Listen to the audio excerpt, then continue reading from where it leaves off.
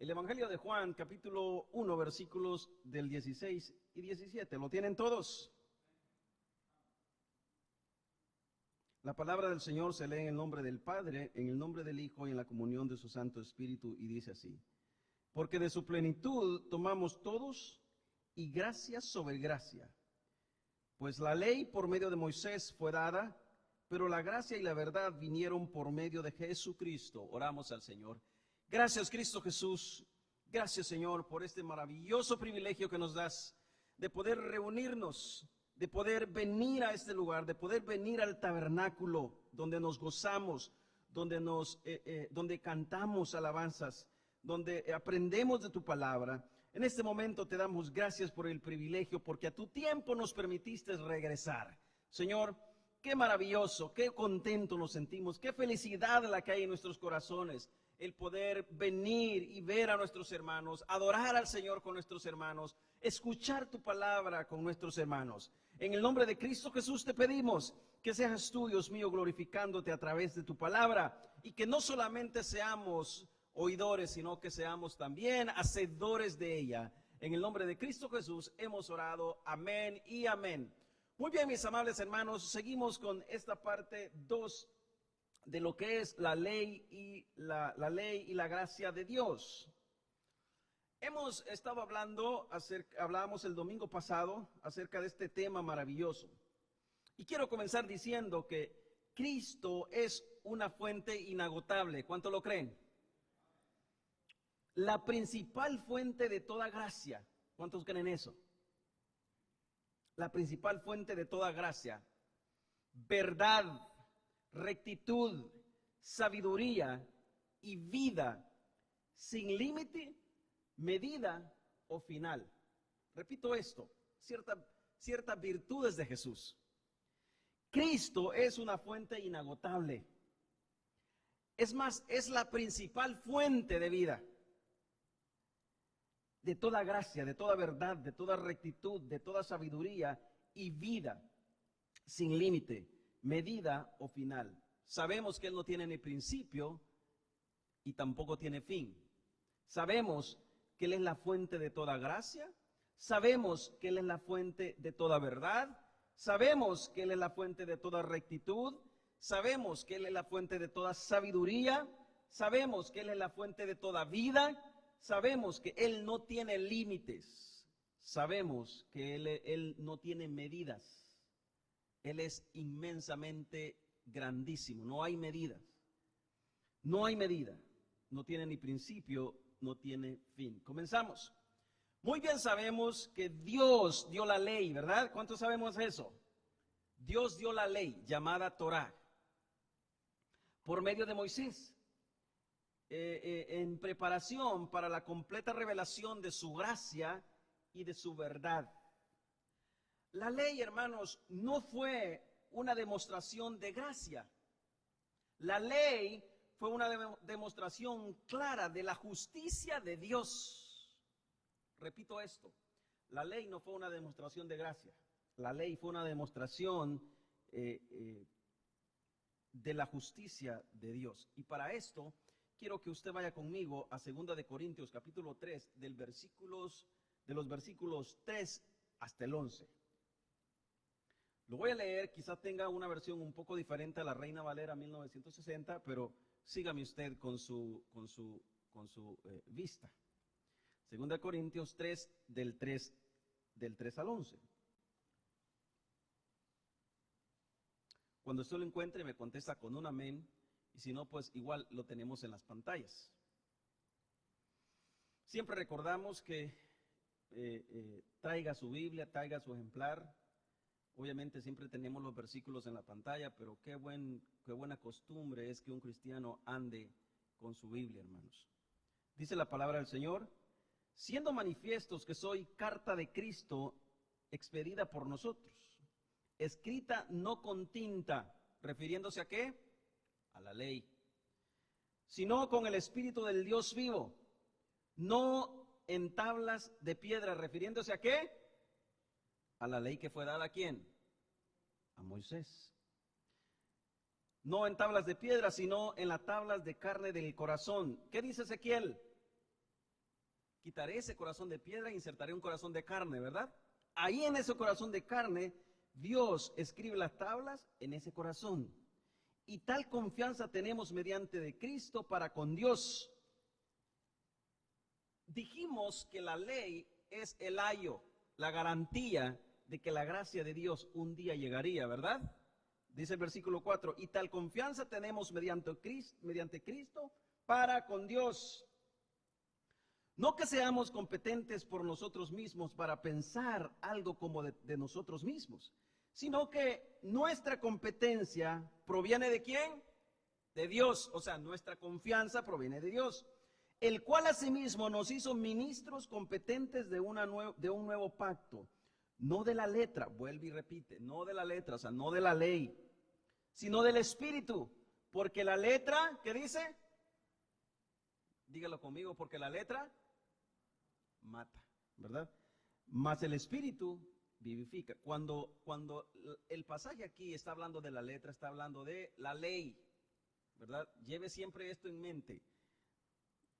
Porque la letra mata, porque la ley mata, mas el Espíritu vivifica. Y si el ministerio de muerte grabado en letras en piedras fue de gloria, tanto que los hijos de Israel no pudieron fijar la vista en el rostro de Moisés a causa de la gloria de su rostro, la cual había de parecer, ¿cómo no será más bien con gloria el ministerio del Espíritu? Porque si el ministerio del Espíritu, si el ministerio de condenación fue con gloria, mucho más abundará en gloria el ministerio de justificación. Porque aún lo que fue glorioso no es glorioso en este respecto, en comparación con la gloria más inminente. Explico rápidamente. Lo que el pasaje está diciendo aquí, porque si el momento en que a Moisés se le dieron los mandamientos fue glorioso, fue hermoso, tanto así que el pueblo tuvo que cubrir, porque no tuvo que agachar su mirada cuando Moisés venía bajando del monte Sinaí, porque tanto era la gloria que había resplandecido con la ley, que no pudieron mirarla. Entonces está diciendo, si fue glorioso cuando se le dio la ley a Moisés, imagínense ustedes cuando Cristo viniera en gloria a vivir la ley y cumplir la ley, es mucho más glorioso. Es lo que los versículos nos están diciendo. Dice, porque aún lo que fue glorioso, o sea, refiriéndose a los mandamientos, refiriéndose a la ley, no es glorioso en este respecto en comparación con la gloria más inminente, refiriéndose a Cristo Jesús y la gracia. Seguimos. Versículo 11, porque si lo que perece tuvo gloria, refiriéndose a ¿qué? A la ley. Imagínense, porque si lo que perece tuvo un momento glorioso, esplendoroso, dice, mucho más glorioso será lo que permanece, Cristo Jesús y su gracia. Dios sería justo castigando lo que demanda su justicia. En la narración de Mateo, en el Sermón del Monte, se encuentran estas palabras de Jesús. Quiero ser un poco breve para ajustar con el tiempo. Abrogar o abolir. Grabes estas palabras. En el Sermón del Monte encontramos estas palabras: abrogar o abolir. Mateo capítulo 5, versículos 17 y 18. Quiero que vaya conmigo al libro de Mateo capítulo 5, versículo 17 y 18. Búsquelo en su Biblia.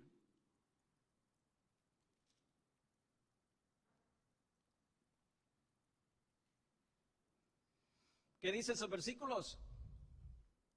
No penséis que he venido para abrogar la ley o los profetas. No he venido para abrogar, sino para cumplirla. Porque de cierto os digo que hasta que pasen el cielo y la tierra, ni una jota, ni una tilde pasará de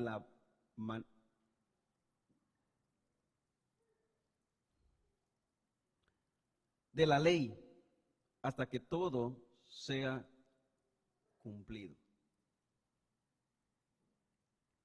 Hay muchos que argumentan que Jesús no abrogó la ley. La ley debe ser, dicen ellos, obligatoria en nuestras vidas.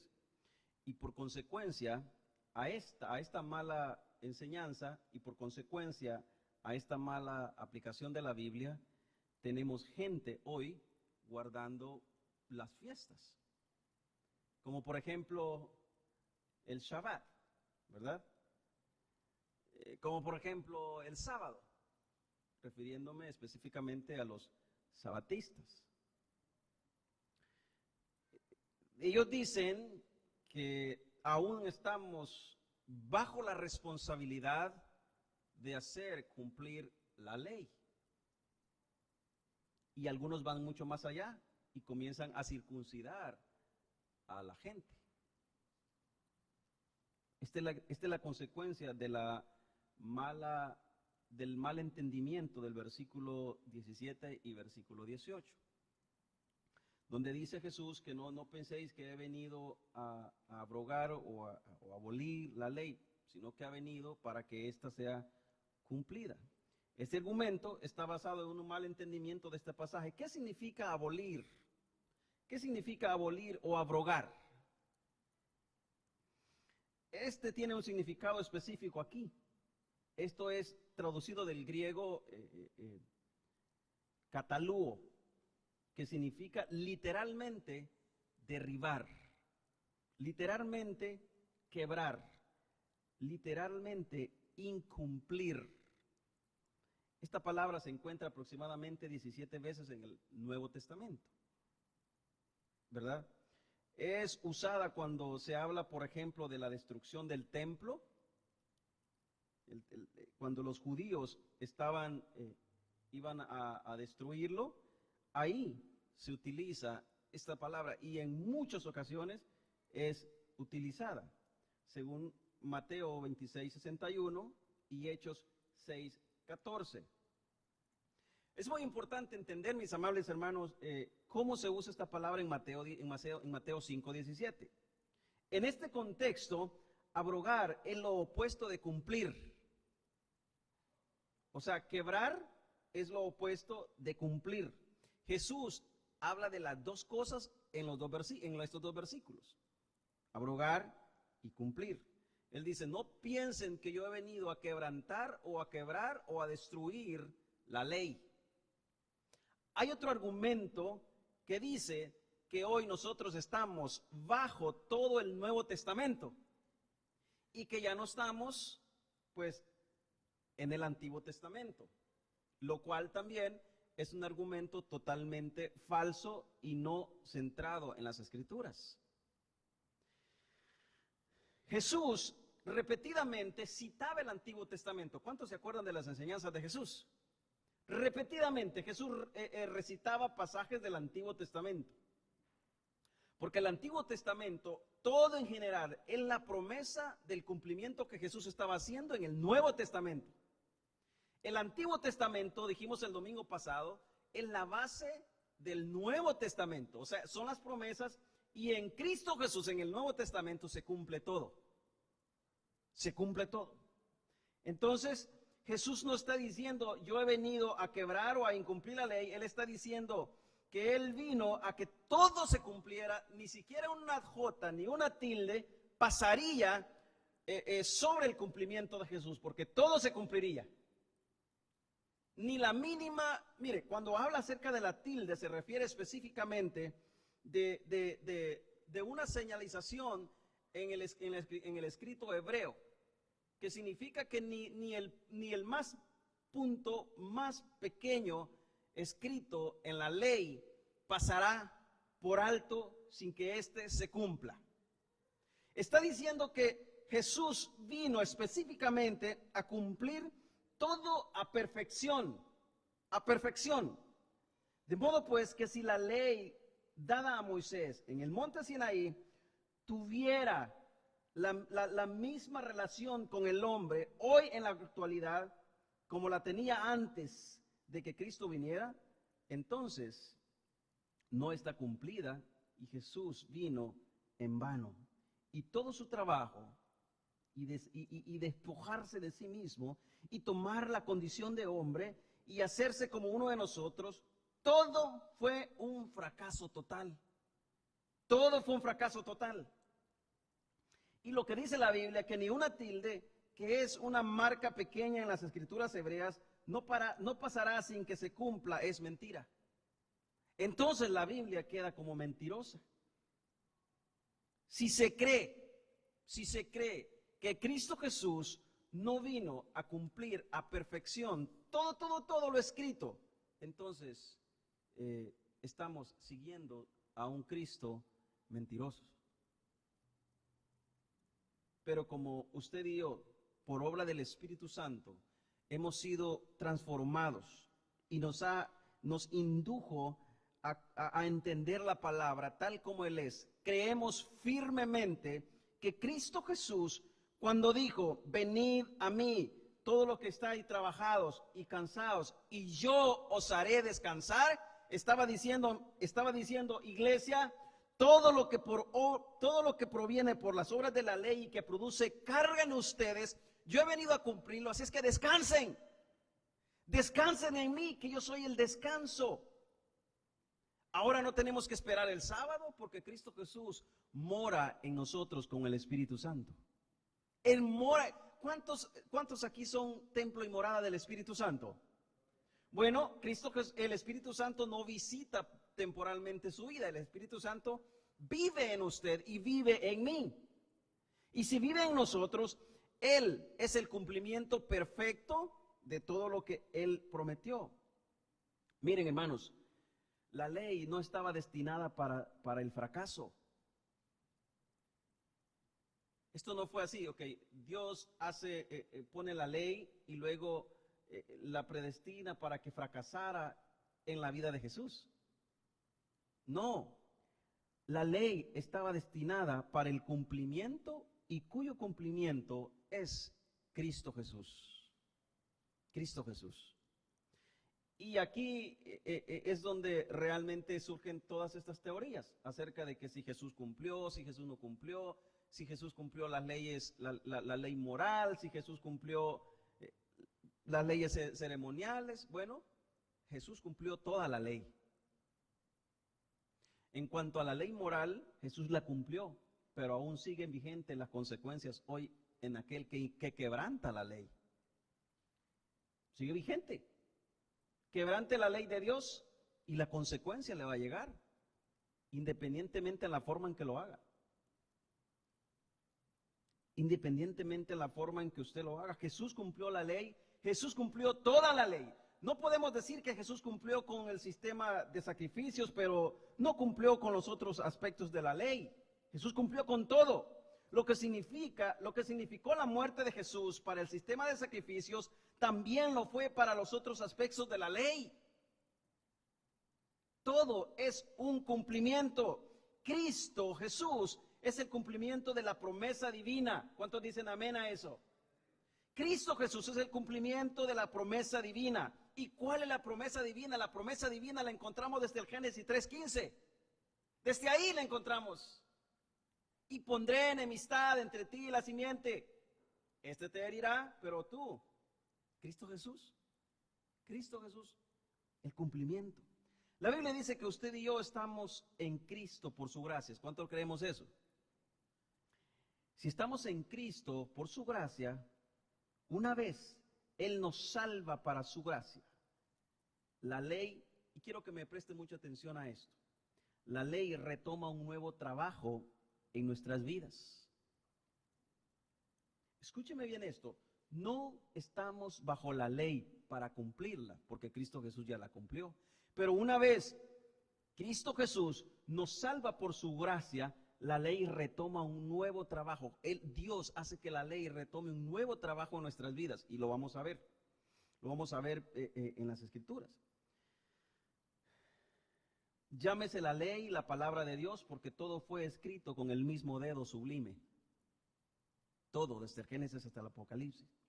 Este estudio es hermoso y es maravilloso. Quiero decirles, hermanos, sin ley no habría pecado. Sin ley no habría pecado. Romanos capítulo 4, versículo 13 al 15.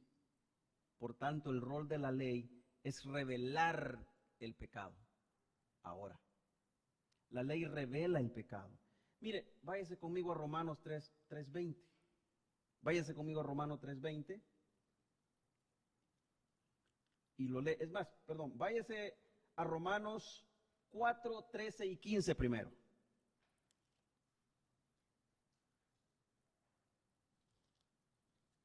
Romanos 4:13 y 15.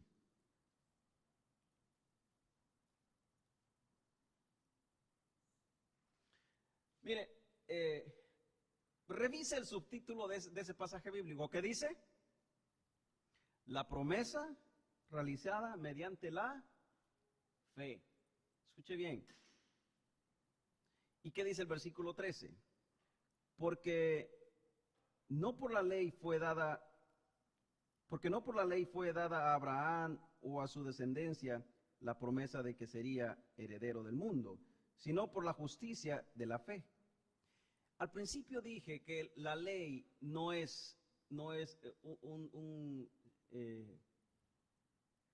una demostración de gracia. La ley es una demostración de justicia. Mire lo que dice el versículo. Porque no por la ley fue dada a Abraham o a su descendencia la promesa de que sería heredero del mundo, sino por la justicia de la fe. Porque si por los que son de la ley son los herederos, vana resulta la fe y anulada la promesa. Pues la ley produce, ¿qué produce la ley? Mire, traigamos el pasaje que leímos anterior. La letra produce, refiriéndose a la ley, refiriéndose a la palabra, refiriéndose a la Torá, refiriéndose al Bereshit, ¿verdad? La ley produce ira, y la ira de Dios está sobre todo aquel que incumple sus mandamientos. El pasaje anterior dice que la letra produce muerte, ¿verdad? Muerte, porque es por ella que nos damos cuenta nuestra condición. Es por ella que nos damos cuenta nuestra condición. Porque si los que son de la ley son los herederos, vana resulta la fe. Vana resulta la fe y anulada la promesa. Pues la ley produce ira, pero donde no hay ley, ¿qué dice? Tampoco hay. Ese es el trabajo de la ley en nosotros. La ley lo que hace es exponerte tal como es ante la justicia de Dios. Expone tu pecado. Te deja al descubierto ante la justicia de Dios. Y aquí surge el mediador, que es Cristo Jesús, ¿verdad? El mediador que es Cristo Jesús, quien vino a cumplir, a justificarnos, a inculparse Él, para que usted y yo hoy podamos ser vistos como justos y justificados y redimidos por gracia. Ahora, seguimos y quiero avanzar rápidamente en esto. Dije que de modo, pues, que la ley, según Romanos, es lo que revela en nosotros. Ahora retoma un nuevo giro en nosotros la ley, porque ya no estamos bajo la condenación de la ley, sino que ahora lo que hace es exponer nuestro pecado ante el Dios soberano, ante la santidad de Dios, para que por medio de la gracia y por medio de la gracia de Cristo Jesús, usted y yo corramos a buscar el perdón. Corramos a decirle al Señor: Padre, perdóname, porque realmente soy pecador. La ley me expuso ante el Dios Santo. Su palabra me expone ante el Dios Todopoderoso. Y yo corro hacia Él. ¿Pero por qué? Porque hay algo que me expuso. No fue de mí, no provino de mí. Fue un don, es una misericordia. El mismo Dios nos lo puso. El mismo Dios abre nuestro entendimiento para que nosotros podamos vernos lo malo, lo pecador, lo horrible, la condición tan detestable en la que vivíamos. Si no llegamos a entender, mis amables hermanos, nuestra situación por medio de la ley que nos expone, hermanos, no llegaremos a amar la gracia de Dios. ¿Cómo vamos a amar la gracia de Dios si no entendemos la posición en la que estábamos? ¿Por qué buenas noticias son buenas noticias? porque entendemos que nuestra posición es la peor y necesitamos que Él nos saque de donde estamos, y eso se convierte en buenas noticias porque Él vino a salvar y perdonar y justificar todo aquello que se había perdido, todo aquello que se había perdido. Cualquiera que vaya más allá de lo que Dios define como pecado, este es un impostor.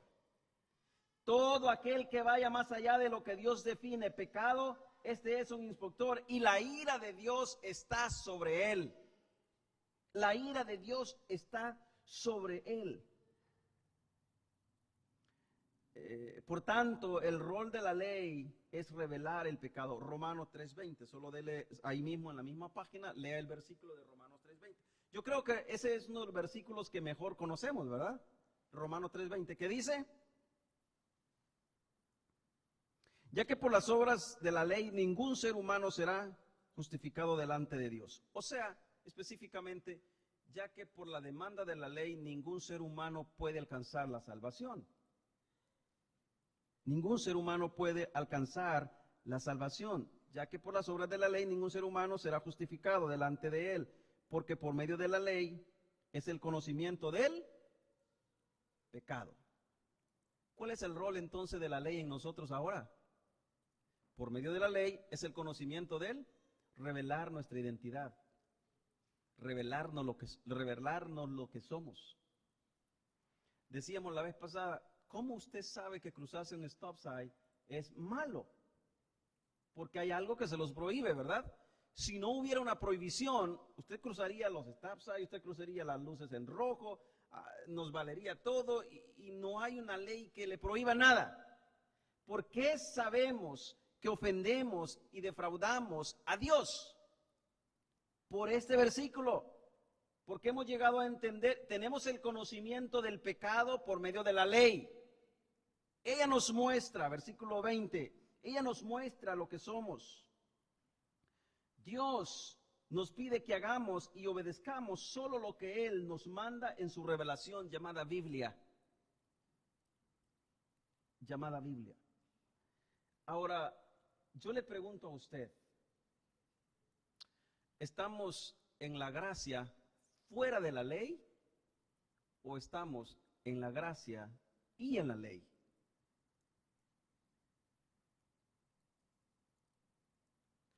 Hay un argumento que dice que estamos bajo la ley, lo cual decíamos anterior. Nosotros creemos que Dios con su gracia nos ha llamado para salvación, por gracia, no por la ley. Pero una vez en Cristo Jesús, usted y yo estamos llamados a obedecer sus mandamientos. A obedecer sus mandamientos. ¿Y qué son sus mandamientos? Su palabra, la ley de Dios. Entonces, somos salvos no por las obras de la ley, pero una vez somos salvos, estamos llamados a obedecerle. Y si no obedecemos, mis amables hermanos, Dios, créame, que tarde o temprano nos castigará.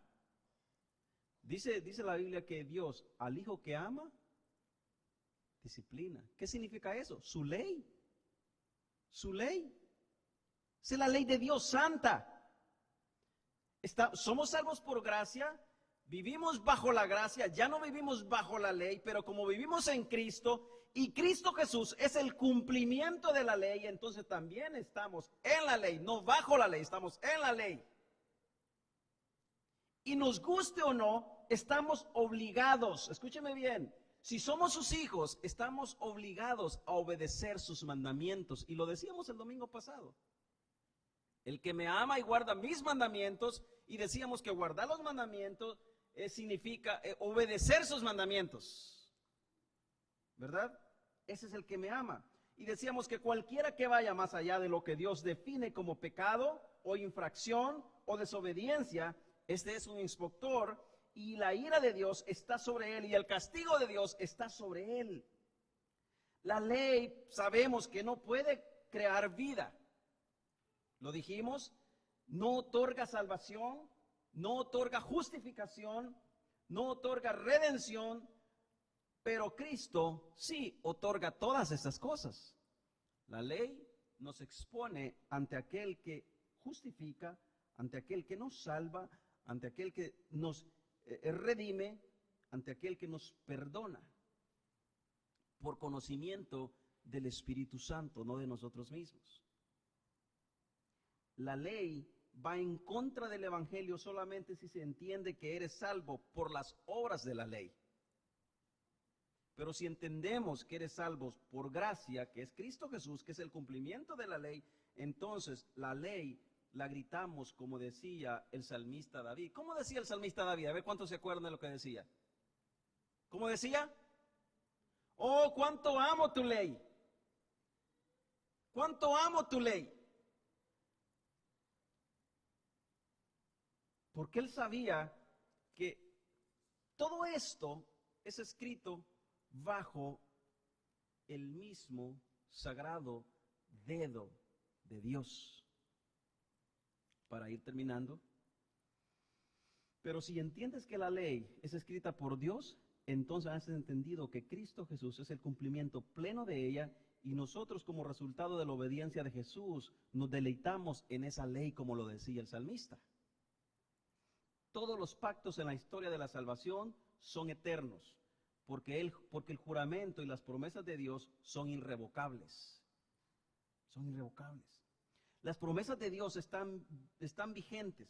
Por lo tanto, en el Nuevo Testamento encontramos repetidas veces que entramos nosotros, los cristianos del hoy, estamos incluidos en su gracia en todos los pactos de la promesa para salvación dictados en el Antiguo Testamento, tales como el pacto de Noé, el pacto abrahámico, el pacto de Moisés, el pacto de David, y el más hermoso y eterno es el de Cristo Jesús. Por eso es que el Nuevo Testamento para nosotros parece más glorioso, porque tenemos un hecho glorioso reciente del cumplimiento de todas esas demandas que en vez de darnos vida nos condenaban por el hecho de no poder cumplirnos. Pero Cristo Jesús vino y las cumplió gloriosamente, maravillosamente.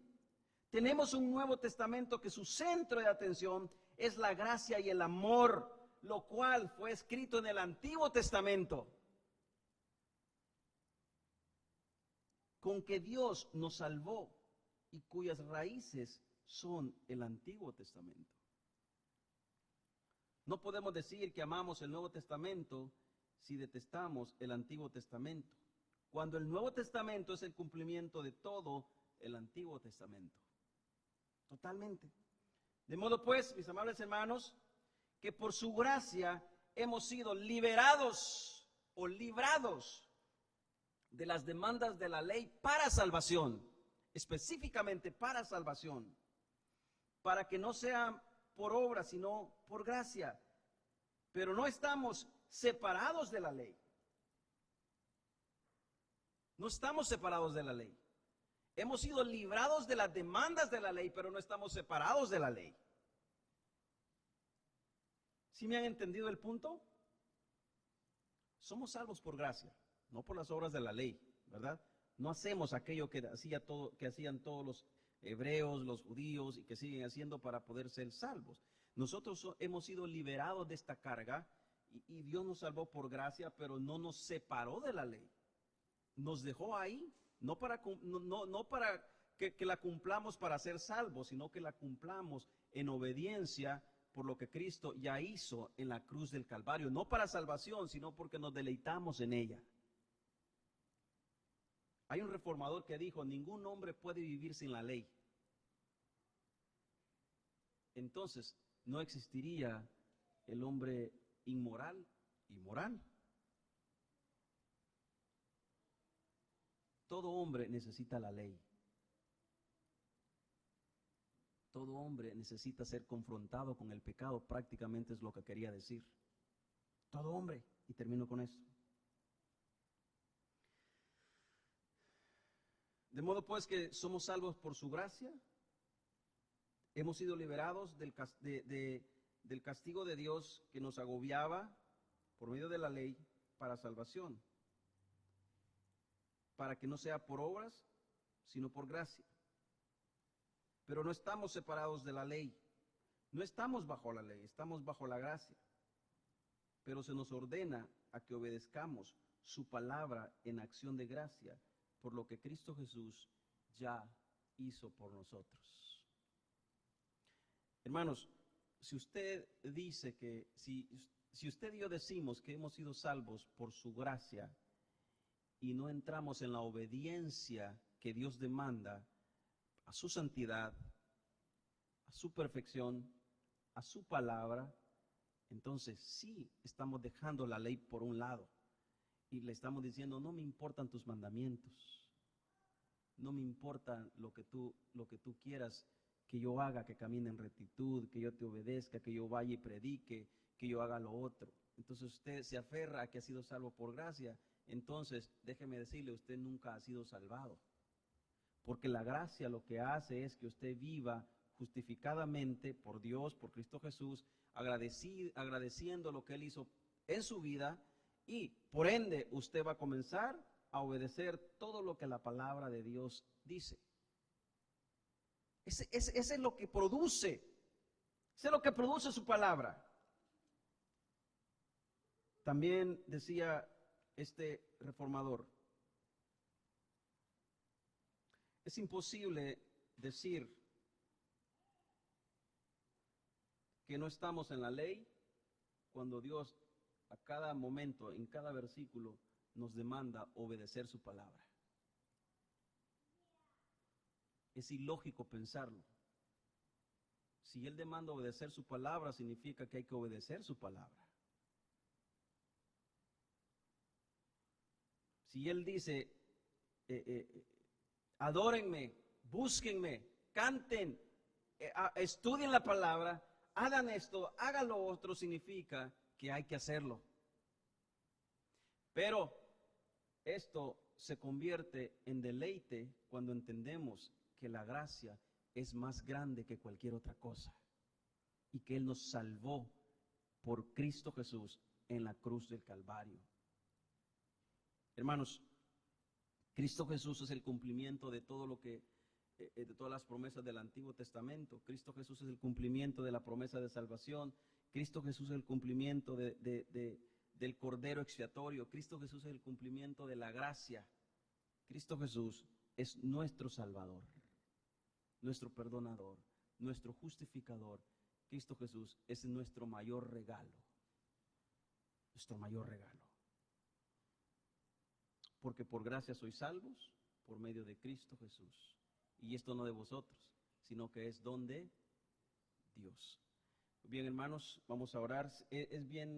Son temas que realmente deberíamos ocupar un montón de tiempo, pero pues seguiremos el próximo domingo, Dios mediante. Oremos al Señor. Padre, te damos gracias, Cristo Jesús, por este maravilloso momento que nos permitiste hablar de tu palabra. Te pido, Dios mío, que sea usted guiándonos, cuidándonos, instruyéndonos en ella. Señor, gracias porque estamos aquí. Gracias porque nos permites venir.